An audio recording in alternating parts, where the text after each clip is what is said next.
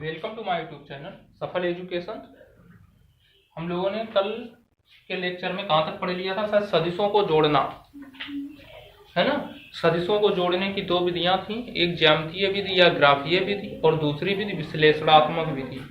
तो पहली विधि में त्रिभुज विधि, फिर उसका समांतर चतुर्भुज विधि और बहुभुज विधि है ना। ज्यामितीय के अंतर विश्लेषणात्मक में सीधे सीखा था कि जो a प्लस बी की मॉड वैल्यू है यानी कि r वेक्टर, r की जो परिमाण होगा वो कितना होगा? Under root a square plus B square plus 2ab cos theta. अब हम सीखेंगे और वहां पर हमने कि आधार सदिश और जो परिणामी होगा यानी योग, उनके बीच अगर कोण अल्फा हो तो अल्फा बराबर tan अल्फा की वैल्यू कितनी आई थी? b sin theta upon a plus B cos theta है ना। तो हमने इतना सीख लिया था कि r की परिमाण वैल्यू योग के केस में r की परिमाण value under root a square plus B square plus 2ab cos theta. और इसके साथ ही साथ अगर हम कभी tan अल्फा की बात करें, tan अल्फा क्या होगा? यहाँ अल्फा क्या था? आधार सदिश और परिणामी के बीच योग, tan अल्फा बराबर b sin theta upon a plus b cos theta. अब हम सीखेंगे सदिशों को घटाना, सदिशों का घटाना है ना, या है ना। तो सदिशों को घटाना के अंतर्गत सबसे पहले हमको दो सदिश के विषय में बात करनी है। दो सदिशों को घटाना, तो दो सदिश होंगे आपके पास a और b, ठीक है। दो सदिशों को घटाना, सब्सट्रैक्शन ऑफ टू वेक्टर। तो दो सदिशों को घटाना कैसे घटाएंगे उस चीज को समझ लें पहले। देखिए घटाने का मतलब क्या है कि a vector minus of b vector. घटाने का मतलब क्या है? ये तो योग वाला केस था, यहां तक कल हम कर चुके थे। अब इसे रख सकते हैं, a vector minus b vector, यही है क्या? इस चीज को आप ये लिख सकते हो a vector plus of minus b vector कह सकते हैं। इसका मतलब क्या है कि हमारे पास जो दो सदिश होंगे, हमारे पास जो दो सदिश होंगे, ठीक है, उनमें उनको घटाने के लिए दूसरे वेक्टर का विपरीत वेक्टर ज्ञात कर लेंगे। कैसे? जैसे a वेक्टर ये है और b वेक्टर ये है, क्लियर। अगर हम यहाँ पर r की बात करेंगे तो r क्या होगा बताएं? r बराबर a vector plus b vector होगा, माइनस b नहीं होगा। क्या होगा? Plus b। लेकिन हम इसी केस में क्या कह दें कि a वेक्टर दूसरे सदिश का क्या करें? विपरीत सदिश। दूसरे सदिश का क्या करें? विपरीत। दूसरे का विपरीत करके जोड़ दो। घटा नहीं सकते सदिशों को, घटाने के लिए क्या करेंगे? दूसरे सदिश का विपरीत ज्ञात करके जोड़ देंगे। तो ये दूसरा सदिश है, इसका विपरीत क्या होगा? माइनस बी वेक्टर हो गया। अब इनको क्या करो? जोड़ दो। क्या करो? जोड़ दो। तो क्या हो जाएगा? आर इसे आर डैश कह ले, तो आर डैश वेक्टर बराबर A vector plus of minus B vector. तो कितना आ जाएगा? A vector minus B vector. बात कर ले पड़ी, बात समझ में आई? यानी कि सदिशों को कैसे घटा सकते हैं, यही चीज आप पढ़ लें। देखिए ये लिखा है, सदिश ए से सदिश बी घटाने के लिए बी वेक्टर का विपरीत सदिश, बी वेक्टर का विपरीत सदिश सदिश ए में जोड़ देंगे, यही लिखा है। यानी कि सदिश ए और सदिश बी को घटाने के लिए क्या करेंगे? सदिश ए में बी का विपरीत ज्ञात करके सदिश ए में क्या करेंगे? जोड़ देंगे। तो वही किया हमने। अगर हम इसको देखें तो ये क्या, ए वेक्टर प्लस बी वेक्टर, इसका विपरीत ज्ञात किया, ये ए वेक्टर ये माइनस बी वेक्टर, अब इन दोनों को जोड़ दिया, आर डैश वेक्टर बराबर A vector plus of minus B vector बराबर कितना आ जाएगा, A vector minus B vector. Clear? ठीक है। तो ये तो था एक घटाने का तरीका, दो सदिशों को किस आधार पे घटा पाएंगे। तो अब इसके अंतर्गत विधियां हैं, है ना, बात पल्ले पड़ गई होगी कैसे घटाएंगे। ठीक है। तो अब इसके अंतर्गत विधियां हैं। पहली विधि क्या है, पहली विधि है ज्यामितीय विधि या ग्राफीय विधि, है ना, ग्राफीय विधि कहने मतलब जियोमेट्रिकल मेथड और ग्राफिकल मेथड।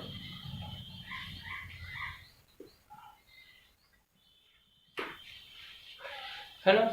तो इसमें करते क्या है, देखिए वही चीजें जो हमने अभी बताई बिल्कुल उसी को, केवल उस जैसे अभी हम बना चुके हैं, जो चीज समझाएं वो इसी से रिलेटेड थी। कि क्या करेंगे, सर्वप्रथम सदिश ए वेक्टर खींचते हैं। मान लीजिए आपके पास ये दो सदिश हैं, ए वेक्टर और ये वाला क्या है, बी वेक्टर। ठीक है। इनको घटाना है, इनकी दिशा क्या है, इस आधार पे है, इनको घटाना है। तो क्या करेंगे, इसमें क्या लिखा है, सर्वप्रथम सदिश ए खींच लेंगे, ज्यामितीय विधि में सर्वप्रथम सदिश ए खींच लेंगे। अब बी सदिश का विपरीत सदिश खींच लेंगे, बी सदिश का विपरीत सदिश खींच लेंगे, है ना, और एक क्या बना देंगे, परिणामी। तो आर वेक्टर की वैल्यू अगर हम चेक करें तो कितना आ जाएगा, A vector plus of minus B vector, ये हो जाएगा A vector minus B vector. Clear? हाँ, तो परिणामी योग कितना होगा, A vector minus B vector. सर्वप्रथम सदिश ए खींचते हैं। अब बी वेक्टर सदिश का विपरीत सदिश माइनस बी वेक्टर, सदिश यानी minus B vector, minus B जो सदिश है यानी विपरीत सदिश माइनस बी, इसे सदिश ए में जोड़ देते हैं। ठीक। तो दिशाएं देखिए इसी आधार पे बनी होंगी, है ना। तो हमने सबसे पहले ए वेक्टर लिखा, ठीक है, फिर क्या किया, बी को उल्टा कर दिया, है ना। आपके पास दो तरीके हो सकते हैं, हमने सबसे पहले ए वेक्टर लिखा, बी को क्या कर दिया, उल्टा कर दिया। तो ये क्या हो जाएगा, आर वेक्टर की वैल्यू क्या होगी, ए वेक्टर और लेकिन एक सिचुएशन थोड़ी प्रॉब्लम है, क्या है हम बता दें। देखिए उसमें वो ऐसी कोई समस्या नहीं है, लेकिन इसे अगर हम इस आधार पे बनाएं तो ज्यादा अच्छा लगेगा। वो नहीं तो ये वाला एक फंडा हमारा फेल कर जाएगा। कौन सा, कि पहले सदिश के शीर्ष से दूसरे सदिश की पूंछ जोड़ते हैं। ये ए वेक्टर है, बी वेक्टर का विपरीत सदिश की अगर हम बात करें तो बी वेक्टर का विपरीत सदिश ये माइनस बी हो, ये भी तो माइनस बी है, देखें। ठीक है। अब अगर हम इस तरीके से बना रहे हैं तो हमारा, हमको क्या लग रहा है कि पहले वेक्टर के शीर्ष से दूसरे की पूंछ और अंतिम वेक्टर के शीर्ष से योग का शीर्ष और पहले वेक्टर की पूंछ से पूंछ को जोड़ दिया, तो ये वाला ज्यादा सुटेबल है ना। बात लगभग वही है। इसको क्या किया हमने, वेक्टर को नीचे ही करना था, केवल इसकी दिशा बदली तो यहां से बदल दी। बात समझ में आ रही है, यानी कि प्रारंभिक बिंदु जहां था वहीं रखा, सिर्फ अंतिम बिंदु को नीचे कर दिया। ये तो किया, इसको पकड़ के नीचे कर दिया। बात समझ में। तो किसी भी, इसमें एक चीज और आपके पास रहेगी, किसी भी एक सदिश को आप चेंज कर सकते हैं। किसी भी एक सदिश की क्या करें, दिशा अलग कर दें। जैसे इस बार हम क्या करते हैं कि बी वेक्टर जो है इसे ऐसा ही बनाए रखा, ये बी वेक्टर है। ए वेक्टर की क्या करते हैं, दिशा को चेंज कर देते हैं। अगर हम ए वेक्टर की दिशा को चेंज करें तो देखिए ए वेक्टर इधर पहुंच गया, अब ये ए वेक्टर की दिशा क्या हो गई, माइनस ए वेक्टर। क्लियर? अब हम यहां से भाई ये जानते हैं, पूंछ से अब जब योग निकालते हैं तो पूंछ से पूंछ को, शीर्ष से शीर्ष को, तो ये आर डैश वेक्टर अगर है तो आर डैश वेक्टर की वैल्यू क्या हो जाएगी, B vector plus of minus A vector. तो B vector minus A vector. बात समझ में आ गई, नहीं आ गई? हाँ, तो करेंगे क्या कि सदिश का सिर्फ विपरीत ज्ञात करेंगे।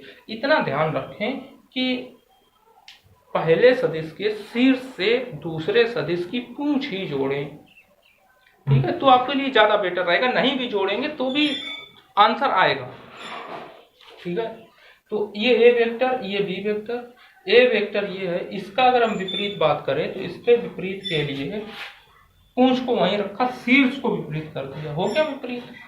तो इससे हमारे पास क्या रहेगा कि जो रूल है कि पहले सदिश के शीर्ष से अंतिम सदिश या दूसरे सदिश की पूंछ जोड़ते हैं तो वो फेल नहीं करेगा, वही वहां कर लेंगे। बी वेक्टर जैसा था वैसे ही लिख रखा। सिर्फ ए वेक्टर के लिए अब देखिए दिशा बदली, लेकिन दिशा बदलने के लिए देखिए क्या क्या किया।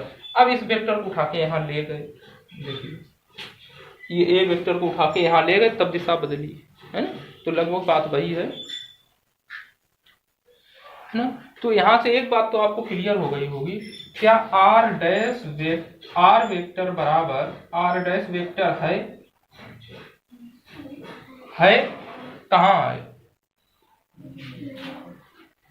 कहाँ है आर वेक्टर बराबर आर डैश वेक्टर है, नहीं है। तो इसका मतलब सदिशों का घटाना, सदिशों को या सदिशों का घटना क्रम विनिमय नहीं है, क्रम विनिमय नहीं है। नई बात पढ़ने पड़ रही है ना। सदिशों का घटना क्रम विनिमय नहीं होगा, ठीक है।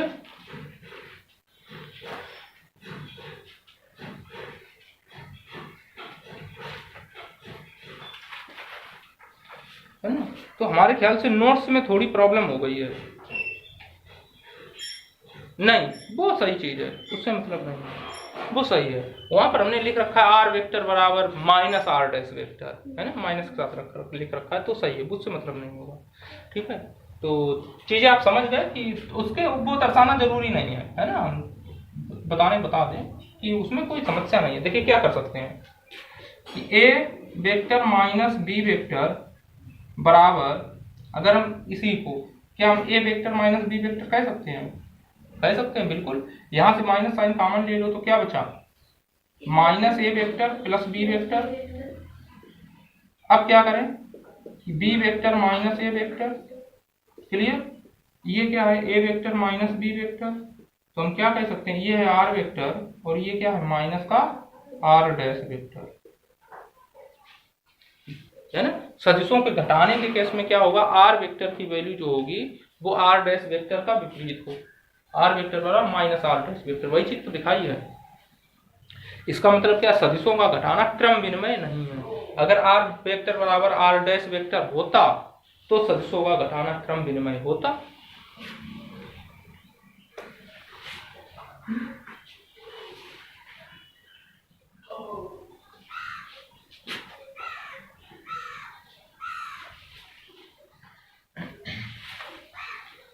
अब देख लेते हैं, अब हमारे पास कौन सी विधि है, विश्लेषणात्मक विधि।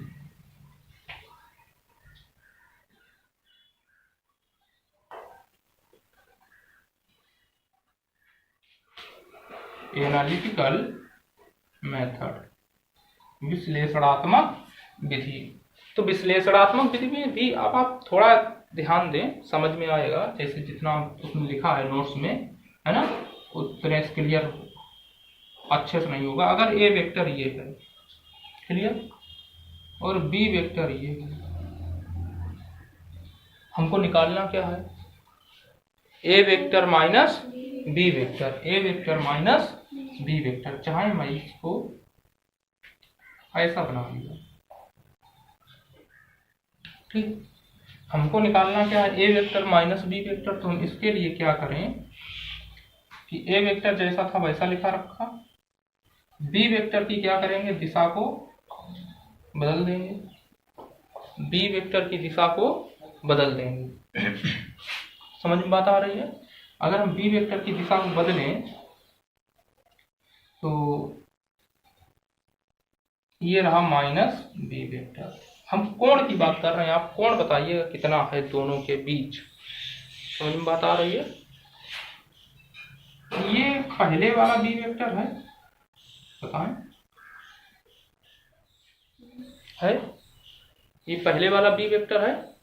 देखिए अब इसकी जब दिशा बदल देंगे तो ये minus B vector minus B vector हो जाएगा। बात समझ में आ रही?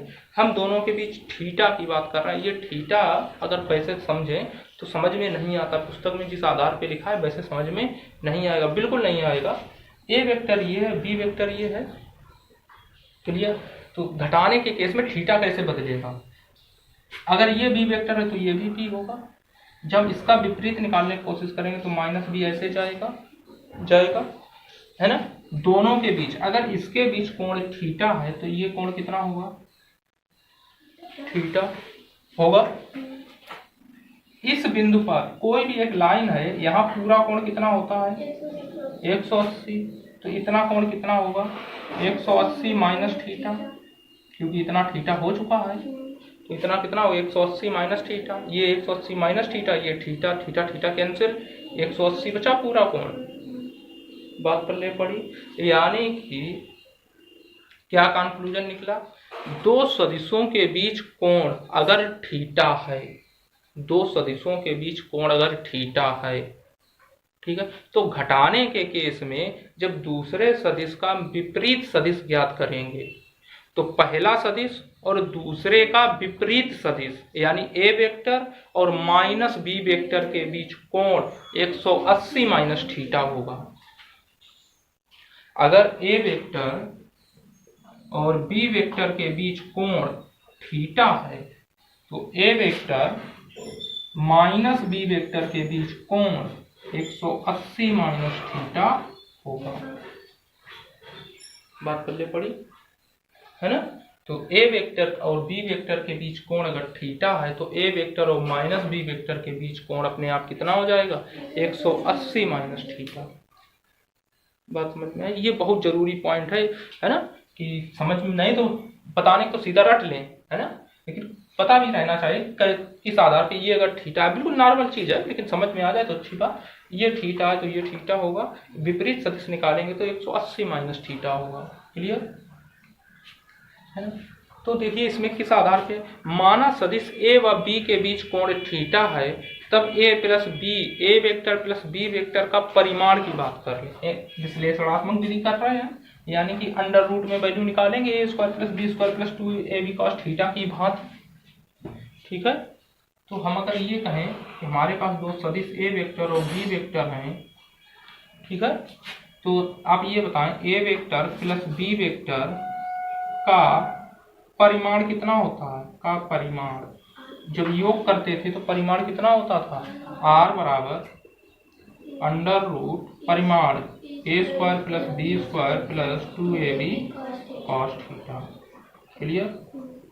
समीकरण नंबर 1 है ना। जो दो फिगर बनाए हैं वो तो आप समझ ही गए कि ये फिगर अगर समझ में आ गए होंगे वो बना भी ले, है ना, वो बना भी ले, बना तो दिए ही थे, है ना, तो उसमें समस्या तो है नहीं, चीजें समझ में आ गई। करना क्या होगा, तो परिमाण कितना हो जाएगा? A square plus B square plus 2ab cos theta. इसे समीकरण नंबर 1 कह दें।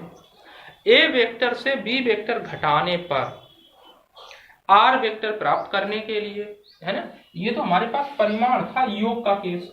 ये क्या है? परिमाण है, योग का केस। हमको करना क्या है कि हम क्या चाहिए? ए वेक्टर और माइनस बी वेक्टर का सिचुएशन चाहिए। तो ए वेक्टर से बी वेक्टर घटाने के पर आर वेक्टर प्राप्त करने के लिए क्या करेंगे? यहां पर अगर हम देखें तो आर वेक्टर बराबर क्या होगा? A vector minus B vector.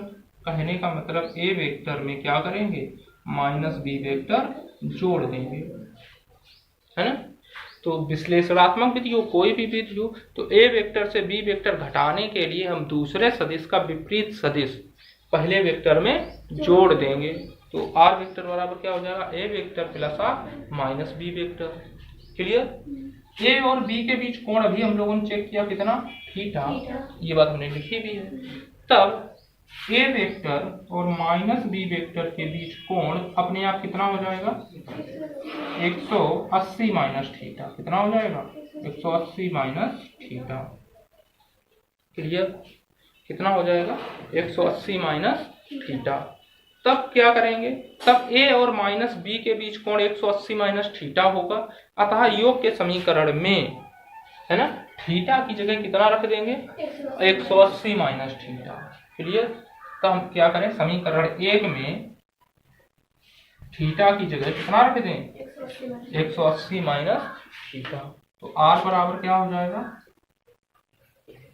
Under root इसी वैल्यू में थीटा की जगह कितना रख दो, 180 माइनस समीकरण, यानी कि समीकरण नहीं, योग समीकरण में, ऐसे कह लें, योग समीकरण में थीटा की जगह 180 माइनस थीटा रखने पर। क्लियर। कि ए और बी के बीच कोण थीटा, तो ए और माइनस बी के बीच कोण 180 माइनस थीटा। तो A square plus B square plus 2ab cos 180 minus theta. Cos 180 minus theta, इसमें सारे पॉजिटिव, इसमें साइन, इसमें टेन, इसमें कॉस। क्लियर। 180 माइनस थीटा, यानी कि ये लाइन 180 की है, चलना यहाँ शुरू करते हैं। 180 ये हो गया 180 माइनस थीटा। भाई अगर हम 180 माइनस थीटा की बात करो तो इसी में तो रहोगे। ये अगर 180 माइनस थीटा का कॉलम कौन सा होगा, ये वाला। इसका मतलब इसमें केवल साइन पॉजिटिव होगा, बाकी सब निगेटिव। तो cos 180 माइनस थीटा अगर लिखोगे, cos 180 माइनस थीटा, तो एक बात जानते हो, 180 से घटाने पर ट्रिगोनोमेट्री फंक्शन जो है, ट्रिगोनोमेट्री जो साइन है वो नहीं बदलते हैं, यानी cos में ही रहेगा। 180 और 360 लेने पर ऐसा होता है, 90 और 270 लेने पर चेंज होते हैं। इसका मतलब cos में ही रहेगा cos का cos। ये जान गए 180 माइनस थीटा जाने पर cos, है ना, थीटा क्या होता है, निगेटिव। थीटा क्या होता है, निगेटिव। तो कितना हो जाएगा, माइनस cos थीटा।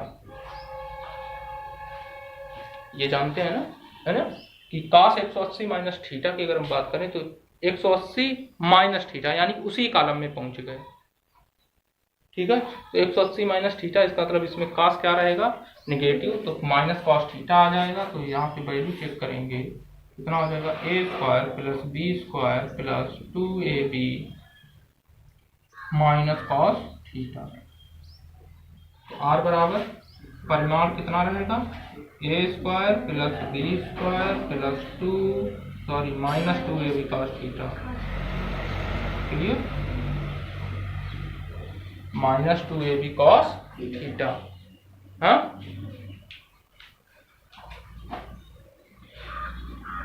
तो एक चीज आपको क्लियर हो गई कि यहाँ पर अब बात कर लेते हैं अधिकतम मान और न्यूनतम मान कब प्राप्त होगा। घटाने पर अधिकतम मान और न्यूनतम मान कब प्राप्त होगा। ठीक है। तो अधिकतम मान कब प्राप्त होगा, ये सब चीजें नॉर्मल है। अधिकतम मान, आर का अधिकतम मान, बताएं आर का अधिकतम मान कब प्राप्त होगा, जब ये माइनस वाला जो है, समझे, आर का अधिकतम मान कब प्राप्त हो सकता है, ये जो माइनस वाला है साइन, ये प्लस में बदल जाए। समझ में बात आई। आर का अधिकतम मान कब प्राप्त होगा, ये जो माइनस वाला साइन है वो किस में बदल जाए, प्लस में बदल जाए। अगर ये प्लस में बदलना है तो 2 तो 2 रहेगा, ए रहेगा, बी रहेगा, केवल cos थीटा में चेंज हो सकता है। तो cos थीटा में cos की कितनी वैल्यू, ये माइनस का वाला किस में बदल जाए, प्लस में। इसका मतलब एक माइनस और मिल जाए। तो cos में, cos की पहले तो ये वैल्यू होती कितनी है, -1 to +1। cos की न्यूनतम वैल्यू -1, अधिकतम वैल्यू +1। अगर हमको इसको पॉजिटिव, इसको अधिकतम करना है, तो इसे प्लस में बदलना पड़ेगा। प्लस में बदलने के लिए cos का मान क्या होना चाहिए, -1। cos का मान क्या होना चाहिए भाई, cos थीटा की जगह -1 रखोगे तभी तो ये प्लस का 2ab बनेगा। तो अगर हम ऐसा देखें तो cos का -1 कब होता है भाई, ये प्लस में होगा तभी तो अधिकतम देगा। ठीक है। ये माइनस, देखिए ये जो साइन है अगर ये पॉजिटिव है तो अधिकतम, क्लियर, और अगर ये निगेटिव है तो न्यूनतम। हमको अधिकतम मान चाहिए तो इसका मतलब इस साइन को प्लस में बदलना पड़ेगा। प्लस में बदलने के लिए एक माइनस साइन से और गुणा करो कॉस थीटा की जगह -1 लाओ, नहीं बात समझ में आ रही? तो कॉस थीटा की जगह माइनस लाओगे, माइनस माइनस प्लस हो गया। इस माइनस को प्लस में बदलने के लिए कॉस थीटा का मान माइनस में लाओ, minus minus plus. Cos theta में कितने की वैल्यू -1 होती है? कॉस थीटा बराबर 180, कॉस 180 का मान -1 होता है। ठीक, तो कॉस 180 का मान जब -1 रखोगे तो आर बराबर क्या हो जाएगा? देखिए, √a² plus b² -2ab।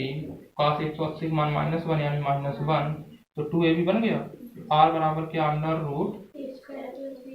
Plus b² plus 2ab। और न्यूनतम मान क्या कब होगा? न्यूनतम मान जब थीटा बराबर क्या हो, इसका मान निगेटिव लाना है, ये निगेटिव है। न्यूनतम कब होगा? जब निगेटिव का निगेटिव रहे।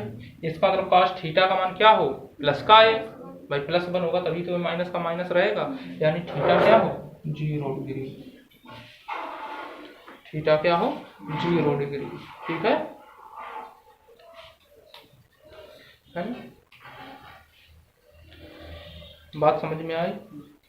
अब यहाँ पर वही सिचुएशन आ जाएगी कि आर वेक्टर, देखिए ये इसे रख करते हैं। चलिए, ये समझ में बात आ रही ना अधिकतम न्यूनतम निकालने के लिए? हाँ, एक चीज ये समझिए आप कि अगर ये ए वेक्टर है, हाँ, जब हमने इस आधार पे किया था तो ये से बी वेक्टर माना था, समझिए, है ना? तो इसका मतलब ये भी बी वेक्टर होगा, ऐसे ही तो था केस। अरे भाई, जब हमने ये किया था, इसे आर वेक्टर कहा था योग के केस में, है ना? तो आर वेक्टर, ये पूरा कोण कितना था? थीटा, और इतना कोण कितना था? अल्फा। ठीक है, तो आपने जब tan अल्फा निकाला था तो आपने क्या कहा था?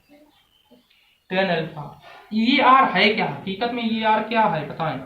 ए वेक्टर प्लस बी वेक्टर। हम ये कह सकते हैं आर का मान क्या है? ए वेक्टर प्लस बी वेक्टर, यानी कि ए वेक्टर और ए वेक्टर प्लस बी वेक्टर के बीच कोण कितना है? अल्फा।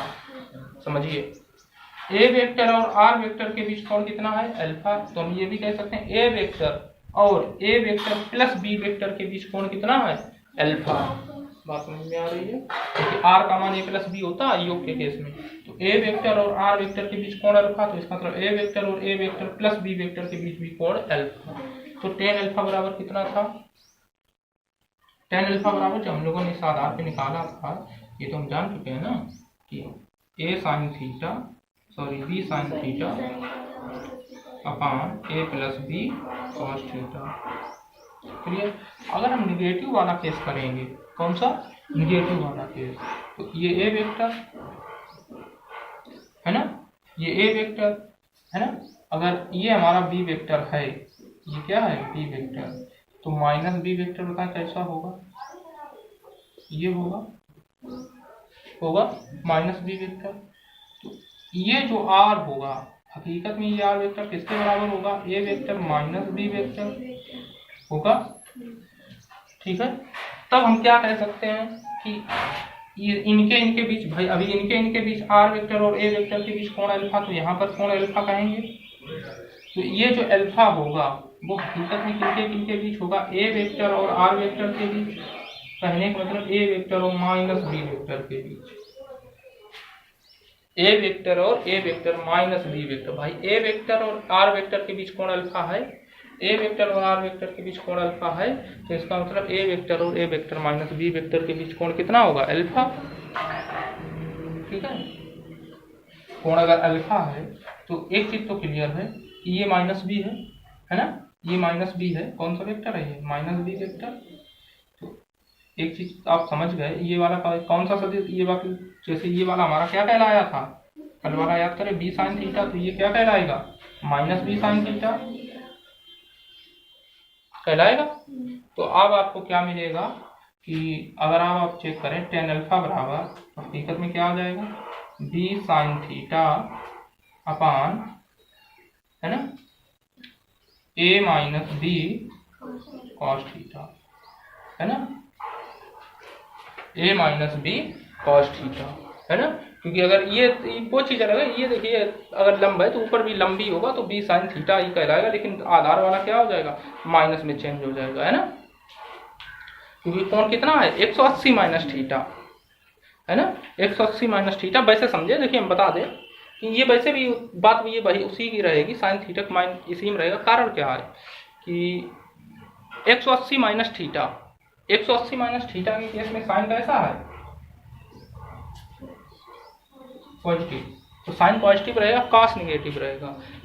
बात समझ में आ रही है? तो सूत्र वही रहेंगे, केवल यहाँ पर दोनों प्लस, ये क्या है, ए प्लस बी का केस है, इसका मतलब कोण इनके बीच थीटा है और इनके बीच कोण कितना है 180 माइनस थीटा।